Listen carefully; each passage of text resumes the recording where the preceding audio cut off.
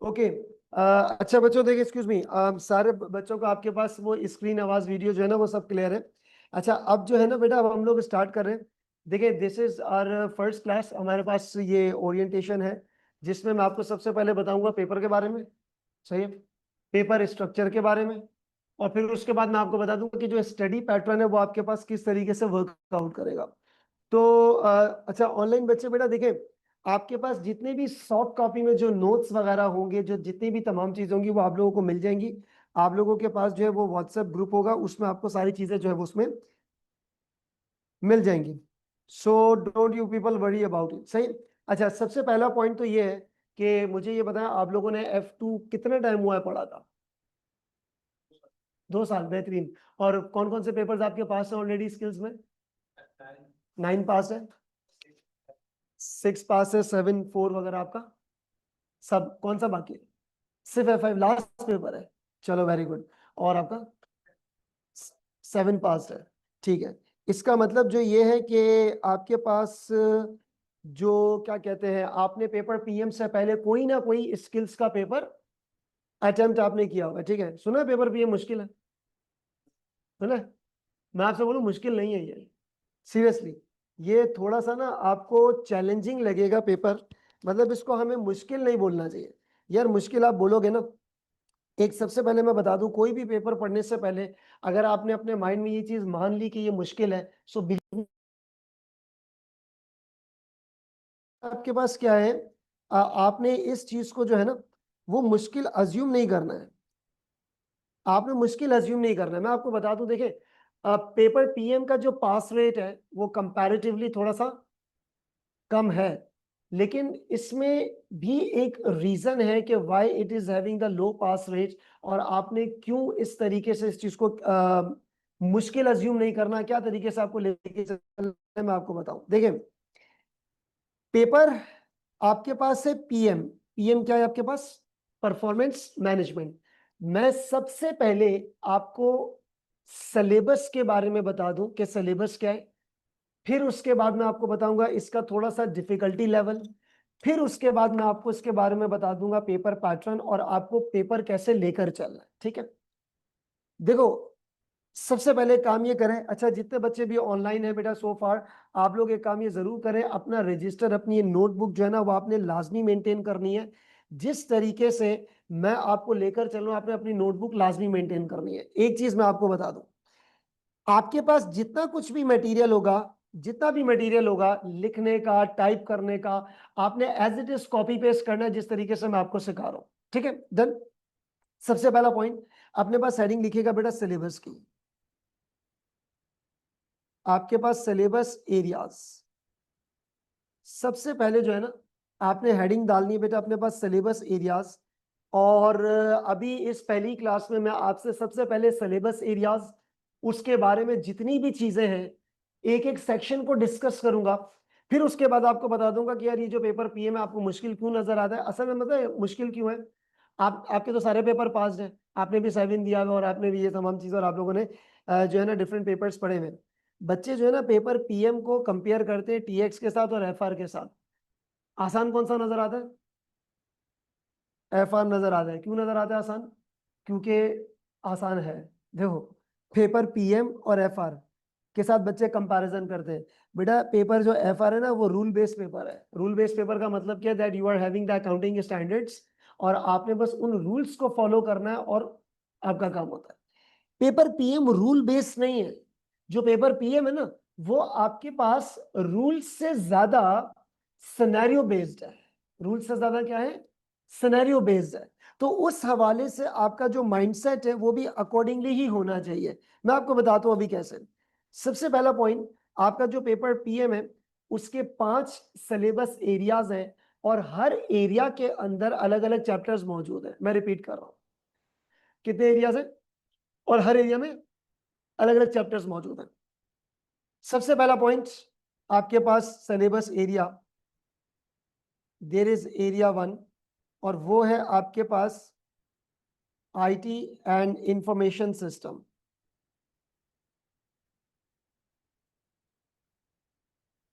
क्या बेटा आपके पास आईटी एंड इंफॉर्मेशन सिस्टम।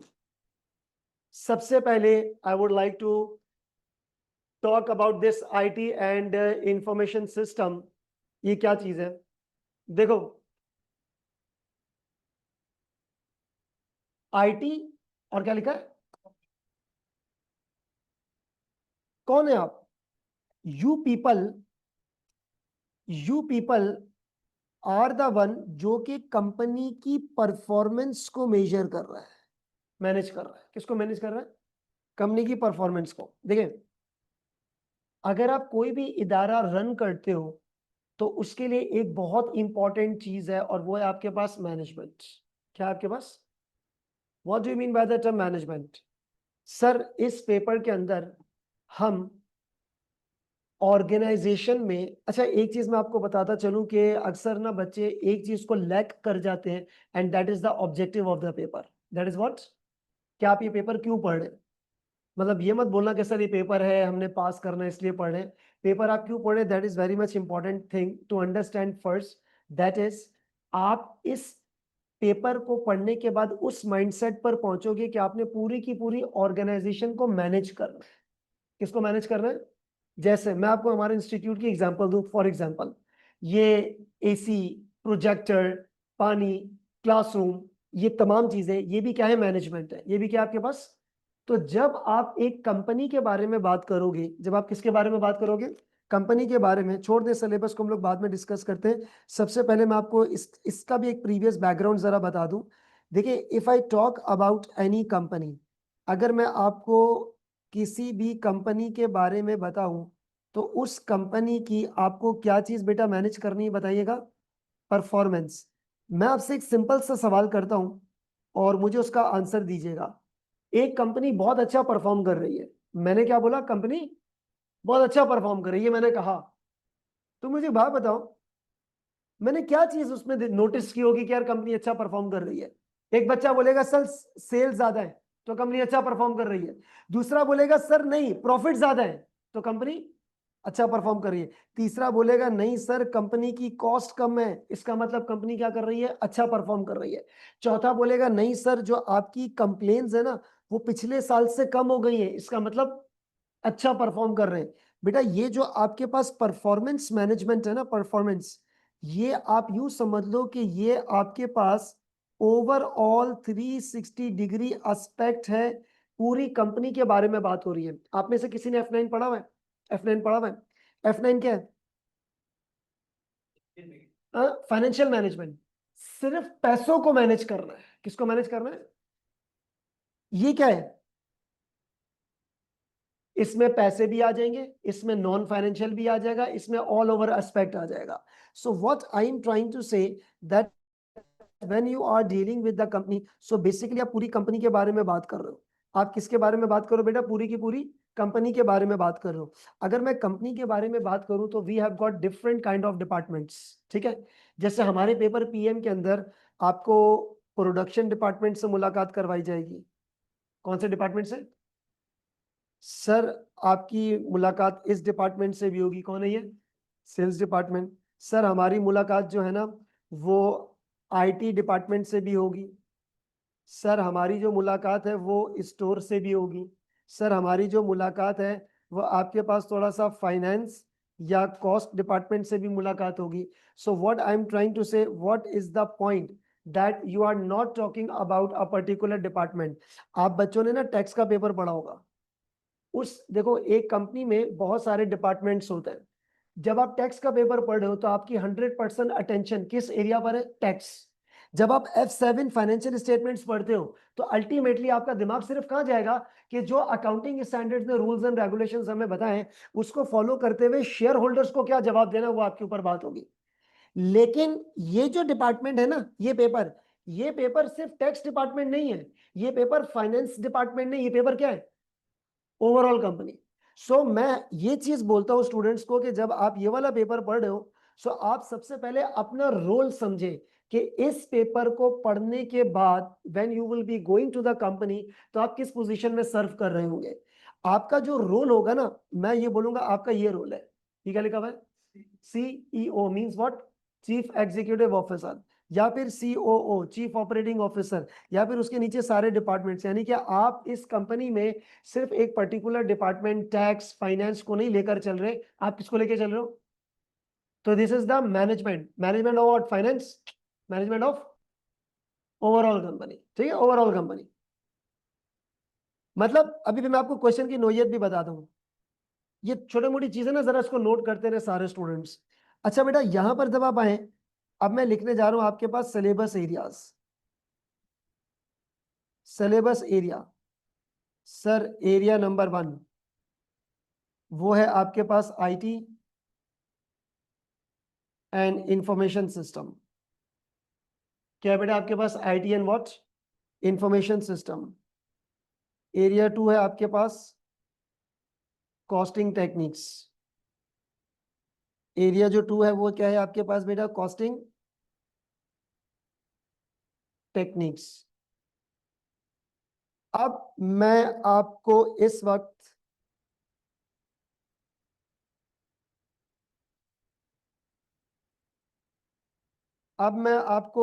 सबसे पहले एरिया नंबर 1 के बारे में जरा गाइडेंस प्रोवाइड कर दूं कि ये क्या चीज है।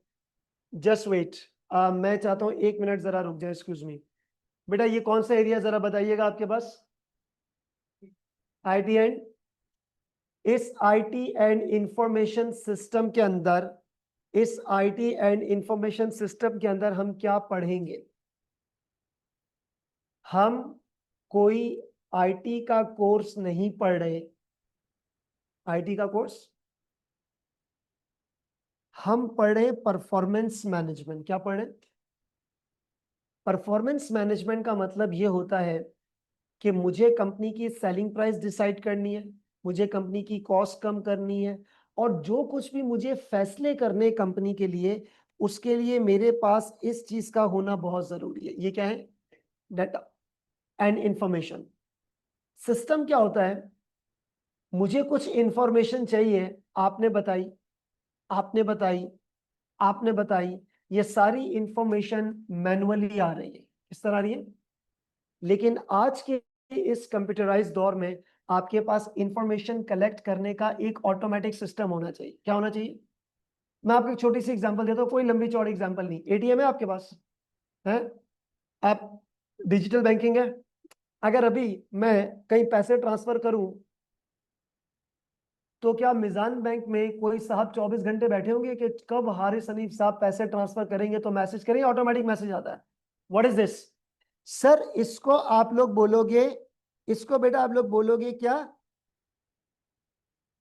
Information system. जी बेटा, इसको आप लोग क्या बोलोगे बताइएगा?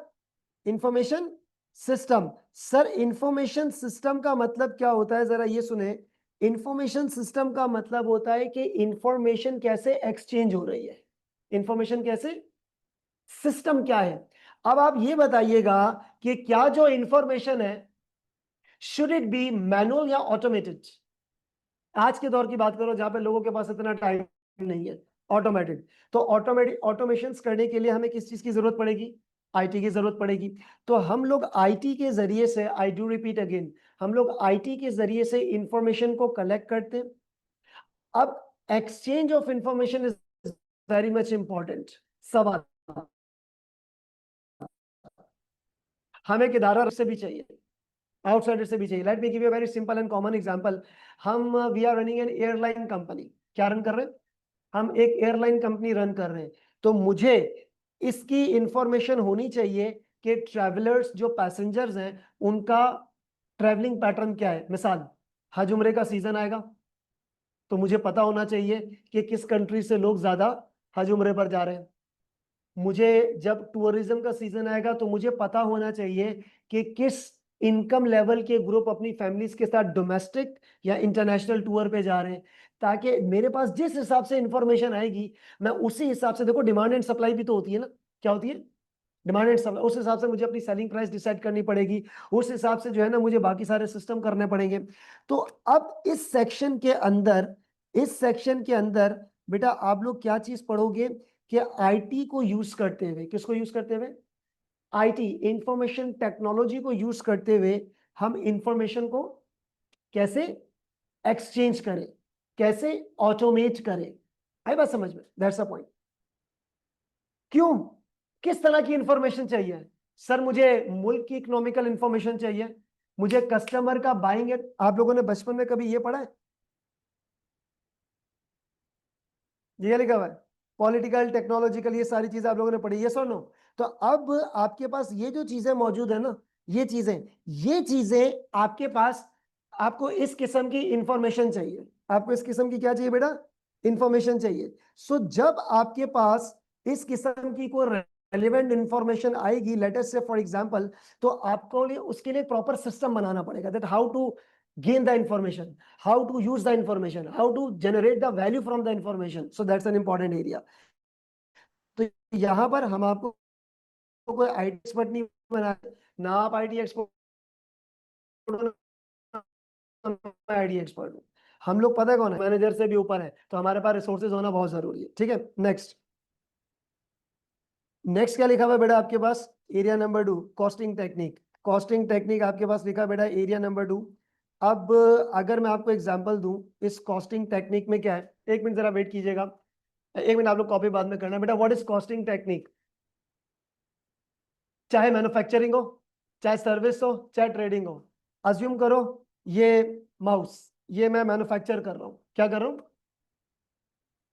इसके अंदर डायरेक्ट मटेरियल लग रहा है, डायरेक्ट लेबर लग रही है, इसके अंदर ओवरहेड्स लग रहे हैं। सर आपको ना प्रोडक्ट की कॉस्टिंग करना बहुत जरूरी है। क्या करना जरूरी है भाई? प्रोडक्ट की कॉस्टिंग करना जरूरी है। मेरा एक छोटा सा क्वेश्चन, आप में से कोई भी बच्चे बताएं, आप प्रोडक्ट की कॉस्टिंग क्यों करते हैं? वाई? ताकि नंबर 1, ताकि मुझे पता लग सके मेरी कॉस्ट कितनी है। सेलिंग प्राइस बाद में। अगर मुझे ऐसा लग रहा है कि प्रोडक्ट की कॉस्ट बहुत ज्यादा है, तो क्या करना चाहिए? उसको कम करना चाहिए, प्रोडक्ट की कॉस्ट को, कॉस्ट कंट्रोल पे जाना चाहिए, कॉस्ट रिडक्शन पे जाना चाहिए। अब आप खुद ये सोचें, अगर एक प्रोडक्ट की कॉस्ट है मेरे पास लेटर से $15, तो मैं उसमें अपना प्रॉफिट ऐड करके उसको मैं $20 की सेल करूंगा। तो before going to start selling the product, you must have to quote the selling price. और सेलिंग प्राइस कोट करने से पहले किस कॉस्ट की जरूरत पड़ेगी? किसकी जरूरत पड़ेगी आपको? कॉस्ट की। तो यहां पर इस वाले सेक्शन में आपके पास जो है ना वो डिफरेंट किस्म की कॉस्टिंग जो टेक्निक्स हैं वो आपको सिखाई जाएंगी कि किस तरह की कॉस्टिंग टेक्निक्स हैं, जिसमें आप लोगों ने बेसिक पेपर्स में पढ़ा होगा, एब्जॉर्प्शन है, मार्जिनल है, एक्टिविटी बेस्ड कॉस्टिंग है, ये तमाम चीजें। So this section include what? Costing. उसके बाद आ जाए जी आपके पास एरिया नंबर 3। सबसे पहले इसको करें कॉपी, मैं वेट कर रहा हूं, उसको कॉपी करें।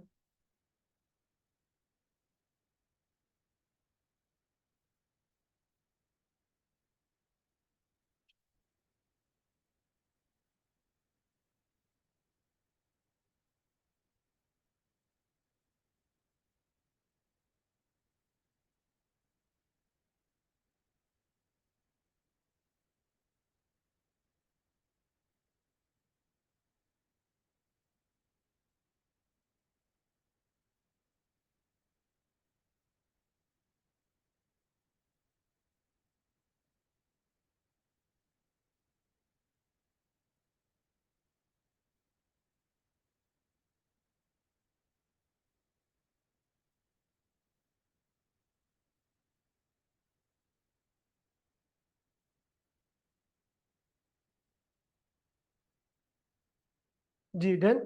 ओके, नाउ सिलेबस एरिया 3, ये है आपके पास डिसीजन मेकिंग टेक्निक्स। क्या बेटा आपके पास? डिसीजन मेकिंग टेक्निक्स, इसको जरा लिखिएगा। इसके बारे में भी मैं आपको जरा बता दूं कि that is what is decision making techniques, ये क्या चीज है। देखें what is decision making techniques. अब मैं आपको सबसे पहले डिसीजन मेकिंग टेक्निक्स के बारे में भी जरा बताऊं। देखें, इस सेक्शन को पढ़ने से पहले आप अपने आप को ऑर्गेनाइजेशन की उस पोजीशन पे अज्यूम करना जहां पे आपको कंपनी के फैसले करने हैं। कंपनी के क्या करने हैं? फैसले करने हैं। मैं एक छोटी सी एग्जांपल देता हूं। सपोज करें एक प्रोडक्ट को मैन्युफैक्चर करने के लिए 200 किलोग्राम की जरूरत है। कितनी जरूरत है? पर याद है कुछ लिमिटिंग फैक्टर नाम की चीज? पर मेरे पास 150 केजीज है, बताए क्या करूं? नहीं नहीं, I need 200 KGs, but unfortunately मेरे पास कितने किलोग्राम्स है? 150। क्या मेरे पास रॉ मटेरियल्स कम है या ज्यादा है? क्या करना चाहिए? मैंने क्या बोला? क्या? इसका मतलब क्या फैसला करना चाहिए? सिंपल आंसर है सर, जितने बन सके बना ले, बाकी को आउटसोर्स कर दे। ये तुमने क्या किया? फैसला किया। क्या किया? Decision making. इसको हम लोग कहते हैं ऑप्टिमल प्रोडक्शन प्लान। क्या बोलेंगे? Optimal production plan. दूसरा पॉइंट,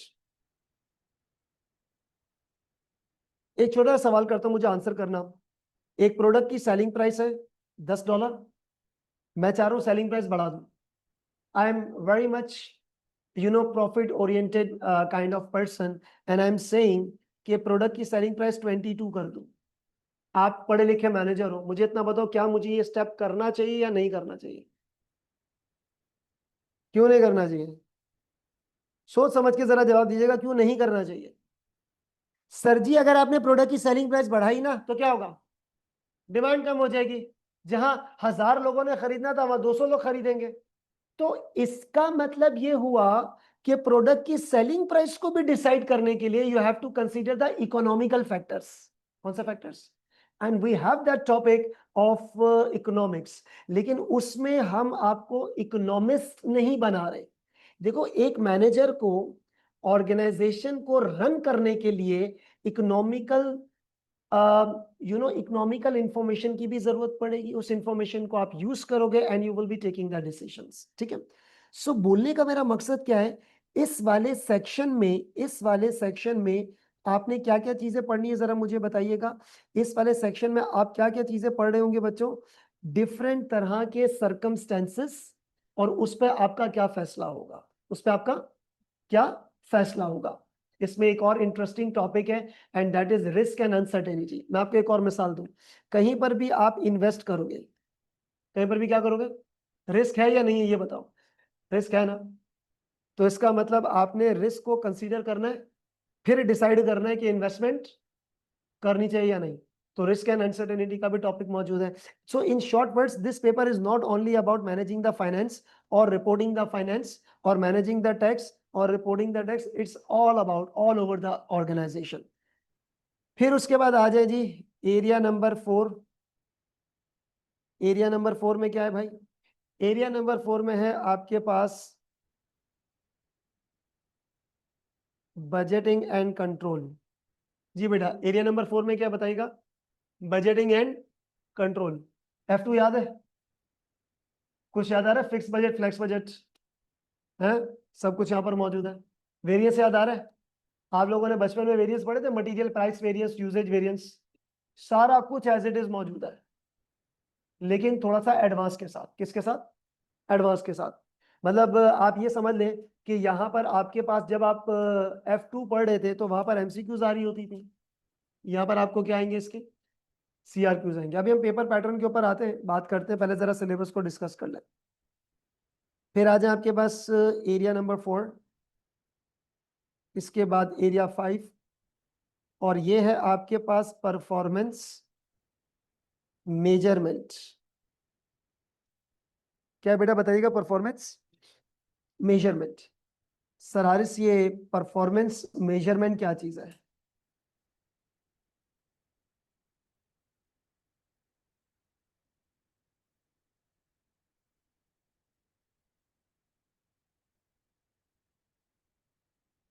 परफॉर्मेंस मेजरमेंट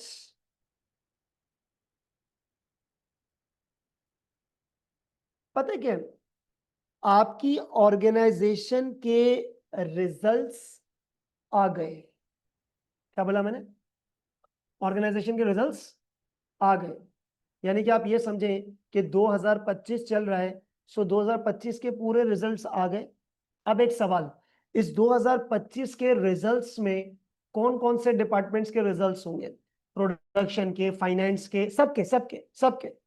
आपको ये बोला गया है कि आपने इस पूरे इदारे की, इस पूरे ऑर्गेनाइजेशन की आपने परफॉर्मेंस को जज करना है। किसको जज करना है? परफॉर्मेंस को जज करना है। मैं आपको एक एग्जांपल देता हूं। बेटा एग्जांपल क्या है, जरा ये सुनिएगा। There was a case study in the past के एक अम्यूजमेंट पार्क था। क्या था? उसके सारे के सारे जो है ना वो रिजल्ट्स थे। और आपको पता है क्या बोला गया? आपको बोला गया असेस द परफॉर्मेंस। क्या बोला गया? अब मेरा एक सवाल, जब आप परफॉर्मेंस असेसमेंट करने के लिए जाओगे तो क्या सिर्फ आपने पैसों को देखना है? जी बेटा, क्या आपने सिर्फ पैसों को देखना है? जल्दी बताएं। नहीं सर, हमने सिर्फ पैसों को नहीं देखना, आपको यह भी एनालाइज करना है कि फाइनेंशियल ज्यादा है कम है, झूले खराब हो गए, क्वालिटी पे क्या फर्क पड़ेगा, and all that stuff. So point to be noted is that कि जब आप परफॉर्मेंस मेजरमेंट की बात करते हो तो आपको एक रियल लाइफ केस मिलेगी, कि जब आपको रियल लाइफ केस मिलेगी और उस रियल लाइफ केस स्टडी में आपको असेसमेंट करनी होगी। क्या करनी होगी?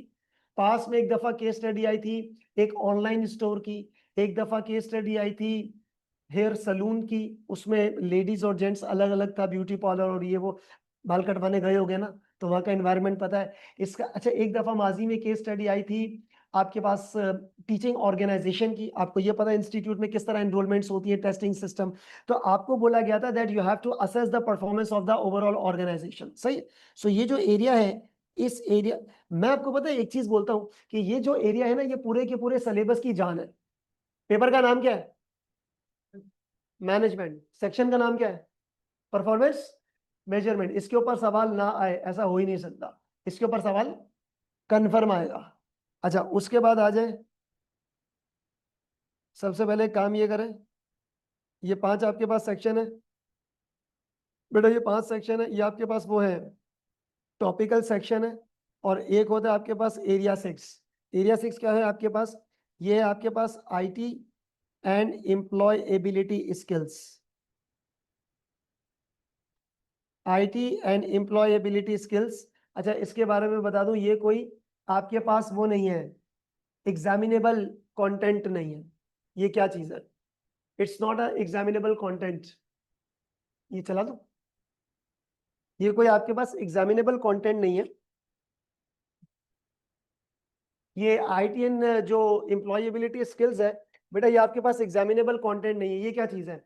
इसके अंदर बेसिकली क्या होता है मैं आपको बताऊं।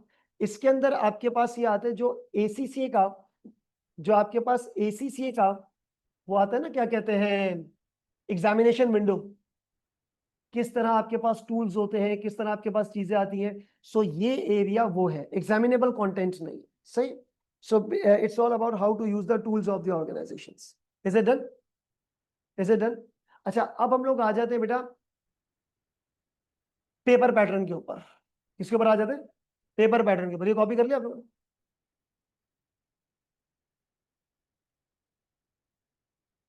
ओके। नाउ आपके एग्जामिनेबल कंटेंट में कितने एरियाज है जरा बताइएगा? 5।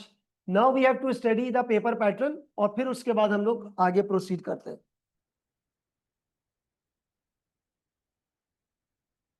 जी बेटा, पेपर पैटर्न हेडिंग लिखिएगा अपने पास जरा, पेपर पैटर्न की।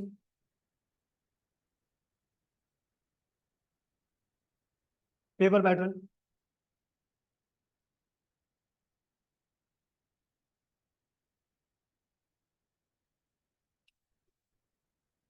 क्या चीज? अच्छा, आपका जो पेपर पैटर्न है ना बॉस, उसमें आपके पास 3 सेक्शंस हैं। एक है आपके पास सेक्शन ए। ये कौन सा सेक्शन है आपके पास? Section A. और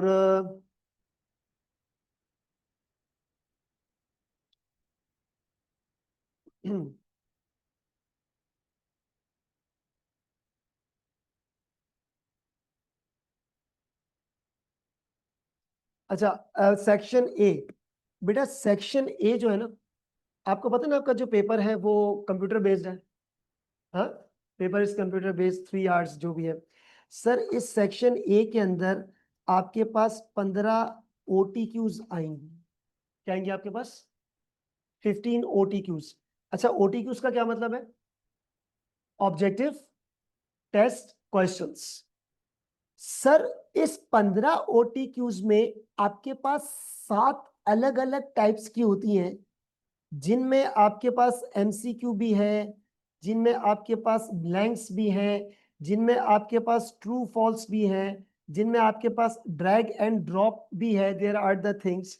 अब आप ये अज्यूम कर लें फॉर इंस्टेंस, कि आपके पास पेपर के अंदर 15 MCQs है। कितने MCQs है भाई? 15 MCQs है। और एक MCQ आपके पास होगी 2 मार्क्स की। कितना हो गया जी? 30%। सवाल, सर ये 15 MCQs किधर से आएंगी? मुझे नहीं पता, कहीं से भी आएंगी। कहां से आएंगी? पूरे के पूरे सिलेबस से। हाँ, कुछ चीजें जो डिफाइंड है वो मैं आपको बताता हूँ क्या से। सर ये जो हमारे पास 15 MCQs है ना, वो 15 MCQ सिलेबस के किसी भी एरिया से आ जाएगी भाई। यहां से आ गई, यहां से आ गई, मिक्सचर है, हम कुछ नहीं कह सकते। तो ये जरूर लिखिएगा 15 OTQs कहां से आएंगी, फ्रॉम, हाँ, any of syllabus area.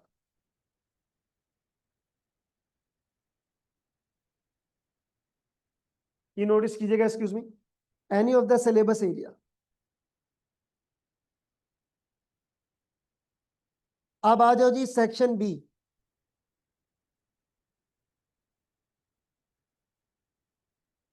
Section B,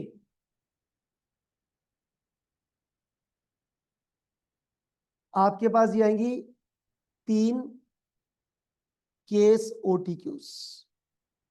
क्या आएंगी जी आपके पास? 3 केस OTQs। अब ये 3 केस OTQs क्या चीज है, इसके ऊपर जरा अभी हम बात करते हैं। सर ये 3 केस OTQs क्या है? देखें, पहले तो आप मुझे ये बताएगा what is case OTQ। Case OTQ किसे कहते हैं? एक सिनेरियो होगा, उस सिनेरियो से रिलेटेड 5 MCQs होंगी। मैं रिपीट कर रहा हूं, केस OTQ का क्या मतलब होगा? एक सिनेरियो होगा, उससे रिलेटेड 5 MCQs होंगी। 3 केस OTQs आएंगी आपके पास। पर केस OTQ जो है वो होगी आपके पास 10 मार्क्स। सो 3 मल्टीप्लाई बाय 10 कितना हो गया आपके पास? 30। इसका मतलब क्या बना? इसका मतलब ये बना कि सर जो आपका 60% पेपर है ना, 60% पेपर वो आपके पास MCQ बेस्ड है। किस तरह का बेस्ड है? कितनी केस OTQs है? मुझे नहीं पता, किसी को भी नहीं पता, लेकिन इन 5 सिलेबस एरियाज में तुम लोग इधर से एक केस OTQ एक्सपेक्ट कर सकते हो।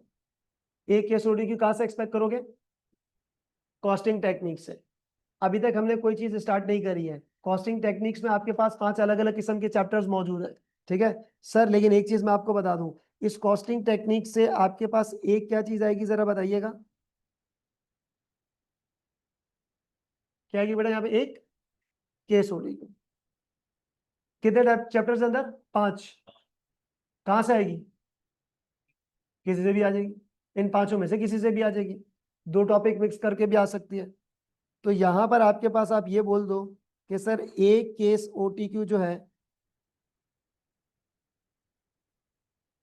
वो आपके पास कॉस्टिंग से आएगी, बाकी कहीं से भी आ जाएगी। यस, हाँ पक्का। इसका मतलब 10% पेपर कॉस्टिंग से। ये जब से पेपर PM का ये वाला पेपर पैटर्न डिजाइन हुआ है, जब से लेकर आज तक, सितंबर 2016 से लेकर आज तक, एक केस OTQ कहां से आ रही है? कॉस्टिंग से आ रही है। अब आ जाए जी section C.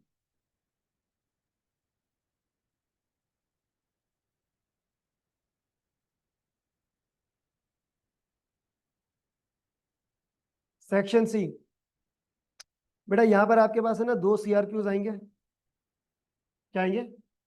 2 CRQs, 20 marks each. ये हो जाएगा आपके पास 40%। इसका मतलब टोटल मिला के आपके पास कितना हो गया? 100%। हाँ, F7 का भी ये पेपर पैटर्न है।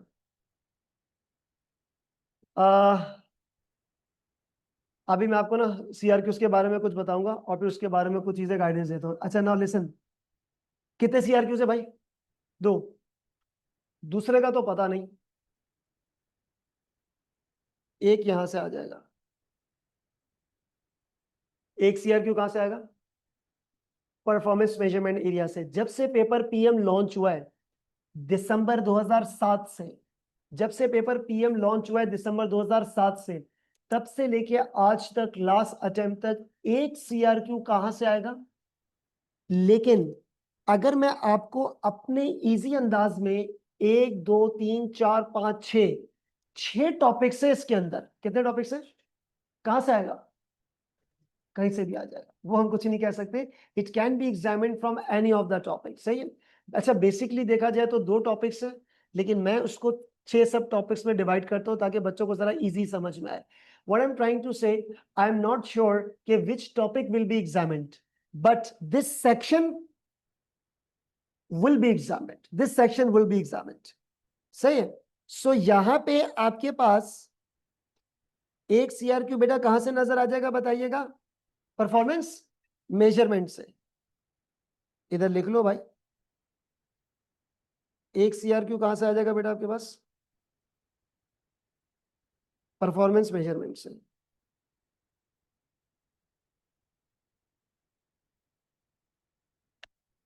एज इट इज कॉपी करें जरा सबसे पहले, फिर मैं आपको उसके बारे में कुछ चीजें बतानी है।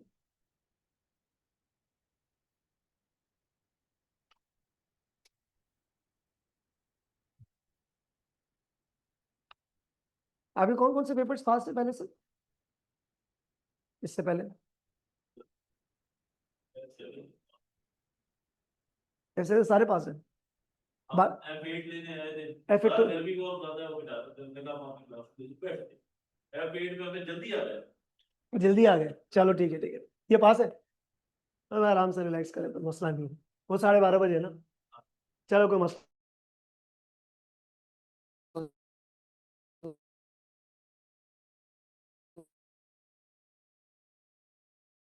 इसका। Okay, point C R Q, C R Q का क्या मतलब होता है आपके पास,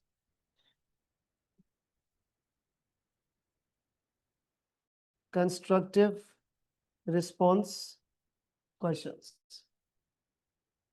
जरा प्लीज इसको, एक चीज मैं आज आपको पेपर F5 में डे 1 में ही, आज आपको F5 के डे 1 में ही जरा मैं क्लियर कर दूं, प्लीज प्लीज प्लीज। सीआरक्यू को एक चीज होती है आपके पास कैलकुलेशन, और एक चीज क्या होगी आपके पास, थ्योरी। मेरी एक रिक्वेस्ट है, प्लीज ये थ्योरी बोलना बंद कर दो। आइंदा के बाद आप ये मत बोलना कि थ्योरी है, प्लीज, हाँ। क्योंकि थ्योरी का मतलब क्या होता है, सर वो हमने ना 4 पॉइंट्स रट्टा मारे हैं, जो भी केस स्टडी है वहां पे फिट कर दो, वो हो जाएगी थ्योरी। थ्योरी जो लफ्ज है वो आपको जो है ना वो रिफ्लेक्शन ही रट्टाफिकेशन की दे रही है। एक चीज की रिक्वेस्ट है, आज डे 1 में टिल द एंटायर सिलेबस क्या नहीं बोलना, फिर क्या बोलोगे आप, इसको बोलो सर डिस्कशन है, क्या है, आप इसको बोलो सर ये इंटरप्रिटेशन है, क्या है, तशरीह है। यार थ्योरी क्या चीज होती है, यार मैं आपको एक छोटी सी एग्जांपल बताऊं, कुछ भी मुझे आंसर जरूर करना, it's a two way communication, आपने आंसरिंग जरूर करनी है। मटेरियल का वेस्टेज कम हुआ है, मटेरियल का वेस्टेज क्यों हुआ है, क्यों कम हुआ है, मटेरियल का जो वेस्टेज है वो क्यों कम हुआ है। सर हो सकता है कि लेबर ट्रेंड हो सकता है मटेरियल, मतलब कहने का ये इसकी कोई कांस्टेंट रीजनिंग नहीं है, क्या नहीं है, कांस्टेंट रीजनिंग नहीं है, उसकी केस स्टडी की एप्लीकेशन है। सो आप लोग जब भी कोई चीज अंग्रेजी में पूछी जाए तो बराए मेहरबानी उसको क्या नहीं बोलना, अब एफएड को भी थ्योरी नहीं बोलना, मैं उसको बताऊंगा बाद में जब स्टार्ट होगी तो। सो भाई ये थ्योरी नहीं है, अच्छा लफ्ज क्या बोलोगे, डिस्कशन है, क्या है, इंटरप्रिटेशन है, और वो भी आपके पास केस बेस्ड है। क्या है आपके पास, सबसे पहले तो उसको लिखो, अपने हाथ से थ्योरी लिख के कट करो उसके, अपने हाथ से पहले बेटा थ्योरी लिखो और कट करो उसको।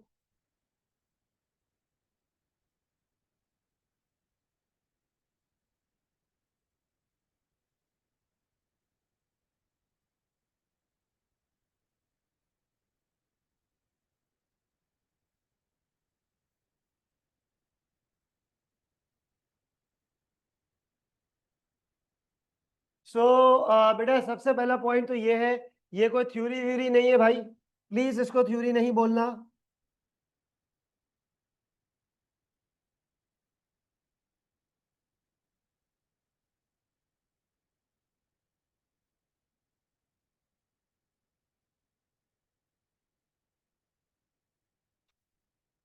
जी भाई, थ्योरी की जगह पे क्या बोला आपने? डिस्कशन है, इंटरप्रिटेशन है। और जब मैं किसी को थ्योरी बोलूंगा ना, तो उधर घबराहट शुरू हो जाएगी। क्या शुरू हो जाएगी? सर थ्योरी का हमसे रट्टा नहीं लगता सर, जरा हमें कोई मेडिसिन दे दें जिसको हम लोग खा के जो है ना वो थ्योरी को याद कर ले। नो बेटा, आपके पास थ्योरी नहीं है। अच्छा, now listen it very carefully, excuse me, इधर। एक चीज मैं आपको जरा बताऊं, जब आप स्किल्स मॉड्यूल नहीं पढ़े, हाँ, आप पढ़ रहे हो ये क्या लिखा हुआ है? अप्लाइड स्किल्स का मतलब क्या है? कि भाईजान जो नॉलेज आपको मिली है ना, जो नॉलेज आपको मिली है उसको आपने क्या करना है? किधर अप्लाई करोगे? केस स्टडी के ऊपर आप अप्लाई करोगे। कहाँ अप्लाई करोगे बेटा? You have to apply this on the particular case study. तो आपका जो पेपर पीएम है ना, पेपर पीएम, ये कोई नॉलेज बेस्ड पेपर नहीं है। ये नॉलेज बेस्ड पेपर नहीं है। ये आपके पास पूरा का पूरा कौन सा बेस्ड पेपर है? केस स्टडी बेस्ड है। क्या आपके पास? Case study based. अच्छा, अब मैं यहाँ पर आ जाता हूँ, कुछ हाँ डिस्कशन करिए, कुछ बताएं, ताकि मैं before going to start anything मैं आपको कोई चीज बता दूं। हाँ जी, क्या सब कोई सवाल है? ऑनलाइन बच्चे बेटा जो यहाँ पर मौजूद है, इज देयर एनी क्वेश्चन? बिल्कुल बिल्कुल आएंगे, क्यों नहीं आएंगे, रेशियोज आएंगे आएंगे। कैलकुलेशन और डिस्कशन, थ्योरी बोलना बंद कर दें। Very good sir. एक एक बच्चे ने यहाँ पे सवाल किया, ऑनलाइन बच्चे, जरा सुनिएगा। इन्होंने पूछा कि सर इसका एरिया बता दें, इसकी वेटेज कितनी है। यार अगर मैं बोलूँ ना 50-50, कितना बोले? लेकिन to be realistic and honest, जो थ्योरी वाला एलिमेंट है, सॉरी थ्योरी नहीं, डिस्कशन, ये आप इसको मोर देन 50%, मतलब मैं आपको ये बोलूंगा कि आप 60% जो है ना वो इंटरप्रिटेशन एक्सपेक्ट करें, और जो 40% है क्या एक्सपेक्ट करें? कैलकुलेशन। देखो मैं आपको एक बात बताऊं, जब आपके पास एमसीक्यूज आती है ना, क्या आती है, सो वो कोई भी क्वेश्चन शफल होके आपको आ जाता है। अब अगर 15 एमसीक्यूज आपको, हो सकता है आपको 15 में से 10 डिस्कशन वाली आ गई, हो सकता है 15 की 15 कैलकुलेशन वाली आ गई, उसको तो हम कुछ नहीं कह सकते ना। लेकिन एक ओवरऑल वेटेज अगर मैं आपको बताऊं, सो दैट इज माय 40-60, जो मेरी अपनी अंडरस्टैंडिंग एक नॉर्मल। और बिलीव मी, कुछ भी मुश्किल नहीं है। मैंने थोड़ी देर पहले आपसे क्या कहा था, मुश्किल जब ही होगा जब आप इसको मुश्किल अज्यूम करके बैठेंगे। It's seriously attainable, seriously attainable. मतलब जितने बच्चों ने भी पास में मुझसे पढ़ा है, पास भी हुए, फेल भी हुए, और वर्ल्ड टॉप भी ली है, पाकिस्तान टॉप भी ली है, डिफरेंट कंट्रीज में भी टॉप आई है, उन सबको छोड़ो, एक चीज कॉमन है, वो पता है क्या? Do your best. क्या बोला मैंने? आपको जो पढ़ा रहा हूं, आपने उसको पढ़ना है, घर जाके रिवाइज करना है। हर अगली क्लास में, हर अगली क्लास में आने से पहले आपका टू डेट का काम क्या होना चाहिए? रिवाइज होना चाहिए। हर अगली क्लास में आने से पहले कब का काम रिवाइज होना चाहिए? टू डेट का काम आपके पास क्या होना चाहिए भाई? रिवाइज होना चाहिए। मतलब 4 क्लासेस हो गई हैं, सो 5वीं क्लास में आने से पहले क्या होना चाहिए भाई? सारा का सारा काम इट मस्ट बी रिवाइज। तो ये आपके पास चीज है। अच्छा, अब एक चीज मैं आपको बता दूं, देखें, अ, आपके पास, हाँ कोई सवाल और कर रहे थे, आपको रेशो का कुछ कह रहे थे भाई? अच्छा, अब यहां पर पता है क्या, एक स्टूडेंट का क्वेश्चन है, जरा मुझे 2-4 रेशियोज के नाम बताना।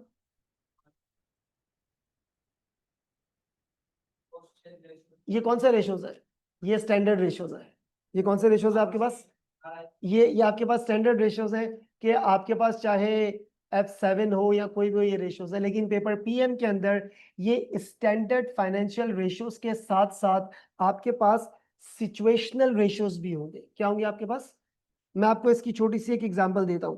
बेटा लेटस से फॉर एग्जांपल, आपकी प्रोडक्ट में आप जब प्रोडक्शन कर रहे हो, तो 20 किलोग्राम जो है ना वो आपके पास वेस्ट हुआ है। कितना वेस्ट?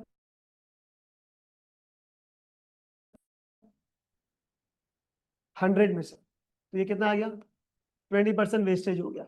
अब ये स्टैंडर्ड रेशियो नहीं है, आपने स्टैंडर्ड रेशियोज कहाँ पे पढ़े हुए हैं, F7 के अंदर, F3 के अंदर, कि भाई GP margin, NP margin, ROC वगैरह वो सब चीजें यहाँ पर मौजूद है। इसको बोलते हैं फाइनेंशियल रेशियोज, क्या बोलेंगे।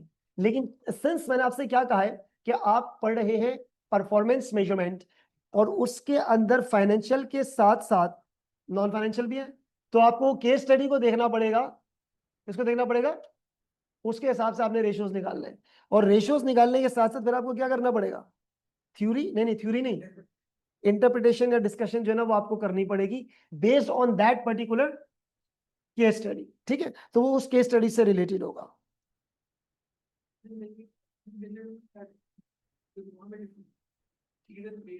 हाँ, ओके। अच्छा, अब देखो आपके पास है डिसीजन मेकिंग, क्या है डिसीजन मेकिंग, आप कब करते हो, कोई भी एक्टिविटी को स्टार्ट होने के बाद या उससे पहले, उससे पहले। परफॉर्मेंस मेजरमेंट बाद में, पहले आपने फैसला किया आपको क्या करना है, जब कर लिया उसके बाद उसको क्या कर रहे हो, इवेल्युएट करो कि जो किया वो अच्छा किया या बुरा किया। सो दैट्स अ परफॉर्मेंस मेजरमेंट, बहुत फर्क है।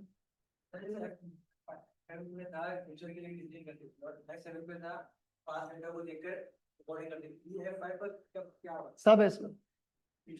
एग्जाम्पल, एक सेक्शन मैंने आपको बताया था बजटिंग एंड कंट्रोल का, कौन सा बताया था बेटा, बजटिंग कंट्रोल वाला जो सेक्शन है ना, उसके अंदर आपके पास स्टैटिस्टिकल एनालिसिस मौजूद है।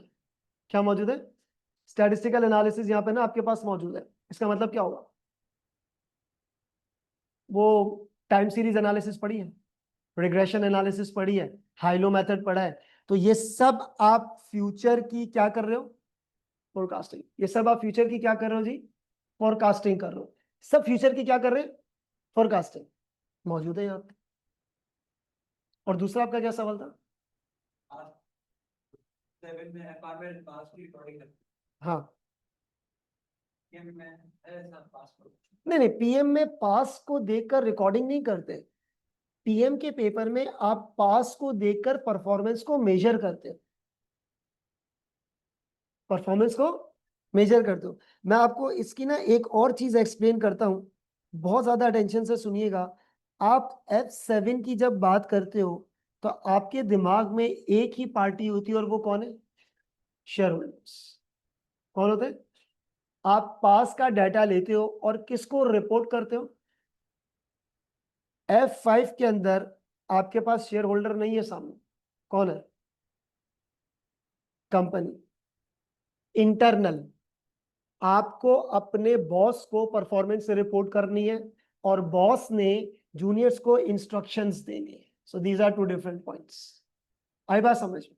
तो यहां, और जब आप पेपर TX पढ़ते हो यानी कि F6, तो आपके दिमाग में कौन सी स्टेक होल्डर होता है, टैक्स अथॉरिटीज। तो यहां पर आप शेयर होल्डर को रिपोर्ट करने के लिए पढ़ रहे हो, यहां पर आप किसको रिपोर्ट करने के लिए पढ़ रहे हो, कंपनी को, मैनेजमेंट को, विद इन द ऑर्गेनाइजेशन, ताकि हम कारकर्दगी को, परफॉर्मेंस को मैनेज और मेजर कर सके। दैट्स इंपॉर्टेंट पॉइंट, आई बात समझ में। सो पॉइंट क्या है, F7 के अंदर आप पास को रिकॉर्ड करते हो, किसको रिपोर्ट करने के लिए, पीएम के अंदर आप पास को रिकॉर्ड नहीं करते हो, पास डेट इंफॉर्मेशन को कलेक्ट करते हो, किसको रिपोर्ट करने के लिए, सीनियर मैनेजमेंट को। और वो क्या करेगी इस इंफॉर्मेशन का, इवेल्युएट करेंगे, इवेल्युएट करने के बाद कंट्रोल एक्शंस लेंगे कि अगर परफॉर्मेंस बुरी है तो अच्छी करें, अच्छी है तो कंटिन्यू करें, और अगर अच्छी परफॉर्मेंस है तो लोगों को रिवॉर्ड्स भी दें, बुरी परफॉर्मेंस है तो ट्रेनिंग एंड डेवलपमेंट है। डिफरेंस समझ में आ रहा है आपके पास, दैट्स द पॉइंट। और कोई सवाल था जी, जी एनी क्वेश्चन, क्या आ जाएगी, नहीं एनपीवी नहीं आएगी। अच्छा, मैं आपको एक छोटी सी चीज बताऊं, आपने जो कंपैरिजन बोला है पेपर पीएम का और एफएम का, एफएम में आप क्या पढ़ते हो, व्हाट इज एनपीवी, आपको पता है ये भी इन्वेस्टमेंट अप्रेजल है, पर ये एडवांस में अप्रेजल है कि मुझे ये काम करना चाहिए या नहीं करना चाहिए।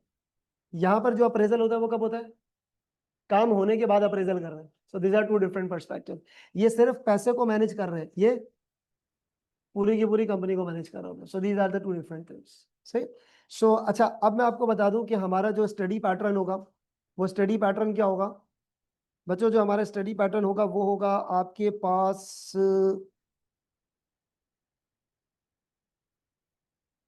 हम सबसे पहले कॉस्टिंग पढ़ेंगे। क्या पढ़ेंगे? कॉस्टिंग। सेकंड नंबर पे budgeting and control. Third number पे परफॉर्मेंस मेजरमेंट। और फोर्थ नंबर पे क्या पढ़ेंगे? Decision making. और लास्ट में आईटी एंड इंफॉर्मेशन सिस्टम। ठीक है, लास्ट में क्या पढ़ेंगे बेटा? IT and information system.